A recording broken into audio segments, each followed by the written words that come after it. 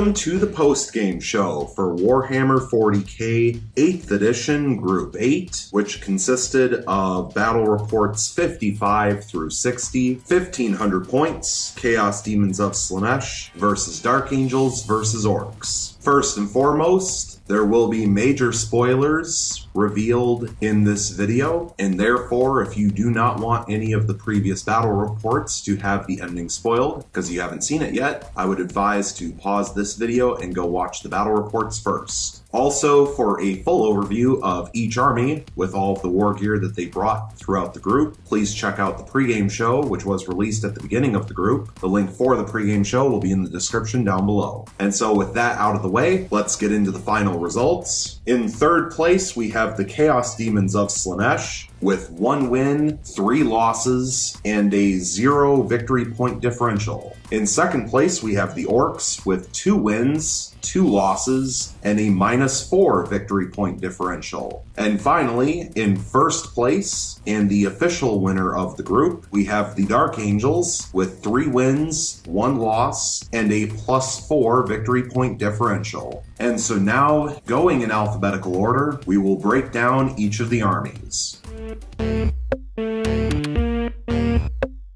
Taking a look at the Chaos Demons of Slaanesh army, in their series against the Dark Angels, they had 0 wins and 2 losses. They obtained 11 victory points and had 14 victory points scored against them for a -3 victory point differential. And then in their series against the Orks, they had 1 win and 1 loss. The Chaos Demons of Slaanesh secured 7 victory points and had 4 victory points scored against them for a +3 victory point differential. Which is why in total, Chaos Demons of Slaanesh ended up with 1 win, 3 losses, and a 0 victory point differential, because in total they obtained 18 victory points and had 18 victory points obtained against them. Overall, I have to say that this Chaos Demons of Slaanesh army did not do very well. And while they managed to secure 1 victory against the Orks, in reality, they probably shouldn't have been able to get that win. The only reason they won the 1 game that they did against the Orks was because within the first battle round, they managed to completely surround the Ork battle wagon and destroy it, thereby automatically slaying all of the units embarked inside the battle wagon, including the Ork warlord, because there was no room for the Orks to emergency disembark. If that specific event had not happened, I'm pretty sure that the Chaos Demons of Slaanesh would not have won that game. It just so happened that with the way that the deployment was, and with the fact that the Orks went first, the Demons of Slaanesh were able to have a very lucky first battle round, taking minimal losses and inflicting maximum damage. And so, truthfully, the Chaos Demons of Slaanesh probably should have ended up with a 0 win, 4 loss record. But the Chaos Demons of Slaanesh did manage to achieve 1 win, which of course, unfortunately for the Orks, guaranteed that the Dark Angels won the group.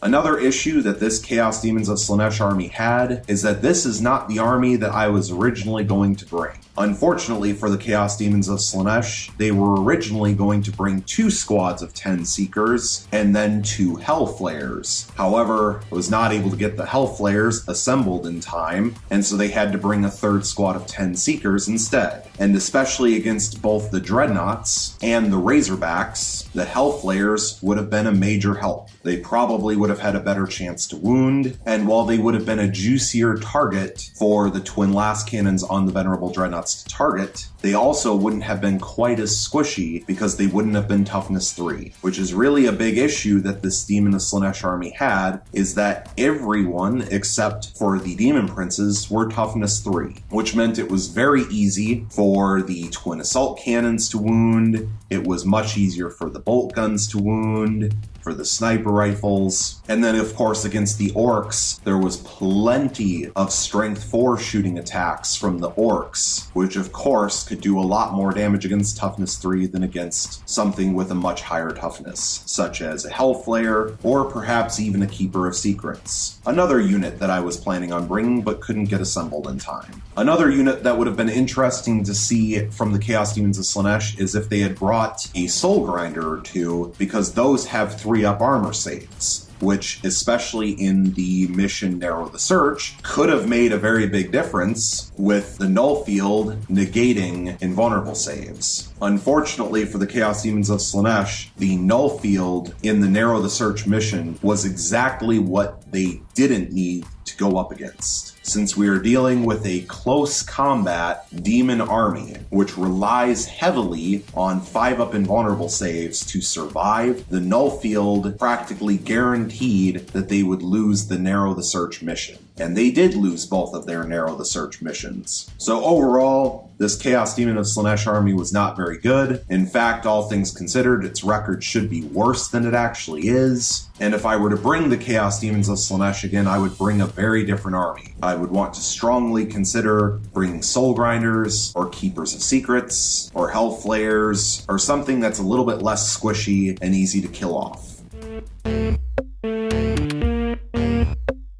Going into the breakdown for the Dark Angels army, when looking at their series against the Chaos Demons of Slaanesh, they had 2 wins and 0 losses. They obtained 14 victory points and had 11 victory points obtained against them for a +3 victory point differential. And for the Dark Angels series against the Orks, they had 1 win and 1 loss. The Dark Angels obtained 8 victory points and they had 7 victory points obtained against them for a +1 victory point differential, which gives us the total of 3 wins and 1 loss and a +4 victory point differential total, because the Dark Angels obtained 22 victory points total and had 18 victory points obtained against them total. Overall, considering what they went up against, this Dark Angels army did very well. They had the right amount of firepower and the proper type of firepower to deal with both the Chaos Demons of Slaanesh and the Orks. However, in some ways, it is slightly misleading because this Dark Angels army, A, did not have to go up against Toughness 8 because none of the armies brought Toughness 8 units, which meant that the plasma cannons and the power fists were much more useful than perhaps they should have been. Also, the fact that everything was at least strength 4 meant it was wounding on at least 5s and not 6s, which can make a big difference, especially for something like the sniper rifles. But second, neither the Chaos Demons of Slaanesh nor the Orks had really good ranged firepower. And what I mean by that is that this Dark Angels army would have done much, much worse if it had gone up against an army that had brought a bunch of las cannons or a bunch of strength 8 shooting, weapons that could tear apart the dreadnoughts and the razorbacks in the shooting phase. And the fact that neither the Chaos Demons of Slaanesh nor the Orks had that type of weaponry really helped out the Dark Angels. Because honestly, the Venerable Dreadnoughts survived each game far longer than they would have had this Dark Angels army gone up against, say, Death Guard or Ultramarines or even Tau with some rail rifles and railguns. If this Dark Angels army were to go up against a single Land Raider, this Dark Angels army would have fallen apart really quick. And so the fact that this Dark Angels army went up against a purely close combat and psychic Chaos Demons of Slaanesh army, and an Orc army that brought almost purely anti-infantry weaponry, other than a couple of units like the Custom Boosta Blasta and the Megatrack Scrapjet, meant that the Venerable Dreadnoughts were never in really any danger during the shooting phase, which meant that they were able to survive and continue to lay down twin las cannon firepower and just blow vehicles off the map. This really showed in the second game between the Dark Angels and the Orks with the Narrow the Search mission, when the Orks turn 1 were able to charge across the entire map and get into combat. And by the end of the first battle round, 2 of the Venerable Dreadnoughts had been blown up. And as soon as the Dark Angels lost 2 of their 3 Venerable Dreadnoughts, the game was over. And that's exactly why the Dark Angels went 2-0 against the Demons of Slaanesh, because the Demons of Slaanesh were never able to truly pressure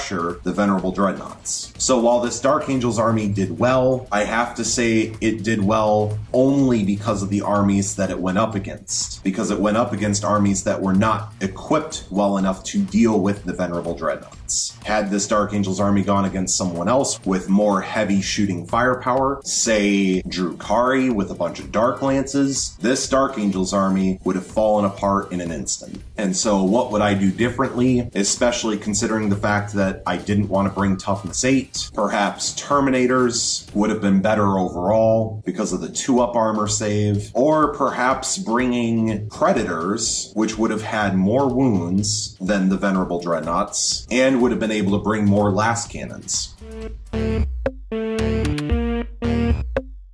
Moving on to the breakdown of the Ork army, when we take a look at their series against the Chaos Demons of Slaanesh, they had 1 win and 1 loss. The Orks obtained 4 victory points and had 7 victory points obtained against them for a -3 victory point differential. And then when we look at the Ork series against the Dark Angels, they had 1 win and 1 loss. The Orks obtained 7 victory points and had 8 victory points obtained against them for a -1 victory point differential, which gives us the total of 2 wins and 2 losses and a -4 victory point differential total, because the Orks obtained 11 victory points total and had 15 victory points total obtained against them. And of course, as mentioned, in the Chaos Demons of Slaanesh breakdown, the Orks probably should have won their first game against the Chaos Demons of Slaanesh, with the major reason as to why they lost being that the Chaos Demons of Slaanesh were able to completely surround the battle wagon in the first battle round, which meant that when the battle wagon was destroyed, none of the units inside, including the Ork Warlord, were able to emergency disembark, and therefore they were all instantly slain. And had that not happened, the Orks probably would have won that game, which means then that the Orks would have been tied with the Dark Angels at 3 wins and 1 loss, and we would have to look at the overall victory points and possibly even the head-to-head victory points to determine who gets first place. So because of an unfortunate and unlucky series of events, the Orks only broke even with 2 wins, 2 losses, and because of that loss against the Chaos Demons of Slaanesh, they ended up with a negative victory point differential. Because if I'm remembering correctly, that game that they lost against the Chaos Demons of Slaanesh, they only scored 2 victory points, and the Chaos Demons of Slaanesh were able to score 6 victory points. And so because of that, with all of that in mind, I have to say that this Ork army did pretty well, especially considering that this was the first time I played with the Orks. Everything in the army pretty much did what it needed to do. The only major disappointment was that the Warbikers never seemed to do very much in close combat, but being able to lay down 36 Dakugun shots, if the whole squad was alive, was pretty fun. The Ork boys did everything that they pretty much needed to do. The fact that they were toughness 4 meant that they were at least harder to kill off than the Demonettes, and if they were in cover, they would get +1 to armor and get a 5-up armor save, which was good against things like bolt guns. And of course, they had plenty of shooting and close combat attacks, as long as there were plenty of guys left alive in the squad. The Megatrax Scrapjet actually did better than I thought it was going to. If it had an opportunity to attack, it actually had a decent number of shots in the shooting phase, and the rocket cannon and wing missiles were actually decently powerful. Same with the custom Boostablasta. That rivet cannon did a lot of work, and a lot more than I actually thought it was going to. In fact, that its 36-inch range means that the custom Boostablasta is actually a decent choice for a unit to have just sit back and hold objectives, but still be able to have the range to shoot at enemy units. So I would think of bringing custom Boostablastas just to sit back and hold objectives, while the boys and everything else runs forward. The biggest change I would make is I don't know that I would bring 3 Death Killer Wartrikes again. Probably could have gotten away with just 2, although because I brought 3, that gave them the Supreme Command attachment, which gave them an extra command point. And I also don't know that it was necessary to bring 2 war bosses. The main reason for bringing 2 war bosses is to have 2 HQs for the battalion detachment, because of course the Warlord Big Mech and Mega Armor was the HQ choice for the fast attack detachment. And so perhaps what would have been a better choice is to have brought a second battle wagon with the second Big Mech and Mega Armor with custom force field embarked inside, and of course have a second squad of boys be embarked inside the battle wagon as well. No war bosses, and just 1 Death Killer Wartrike as the Warlord. And then switch out the Megatrax Scrapjet for a second custom Boostablasta to sit back and hold objective markers. I think it would have been interesting to see what would have happened if a second battle wagon with Death Rolla had been running around on the battlefield, especially if you position them both next to the Death Killer Wartrike so that they can both move up, advance, and charge. Also, that way it spreads out some of the firepower firepower so that everything isn't condensed within a single battle wagon, which is a little bit too juicy of a target, to be honest. But overall, I thought this Ork army did well, even though it only ended up with a 2-2 record. I thought they were a lot of fun to play, just so many shots, even with their horrible ballistic skill. They were easily the most fun army to play. A lot of things could be done to make the army better, but I also wouldn't mind bringing the exact same army again, just as long as I'm smart enough not to leave the battle wagon out in the open and able to be surrounded. And that's about all that I have to say about the Orks.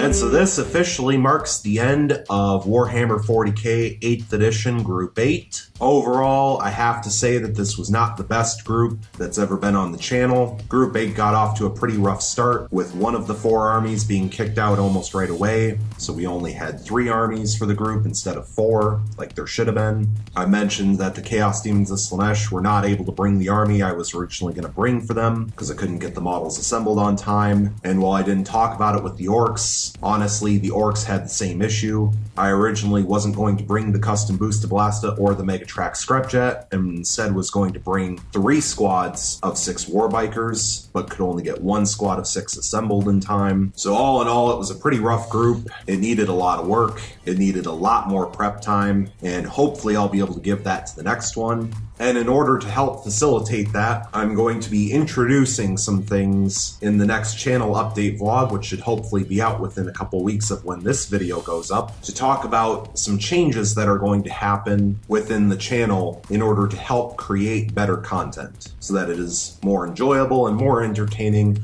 for you, the audience, to watch. So I just want to say I do apologize about all the things that went wrong in this group. I still hope it was at least somewhat enjoyable. Thank you so much for watching, and stay tuned for the next one.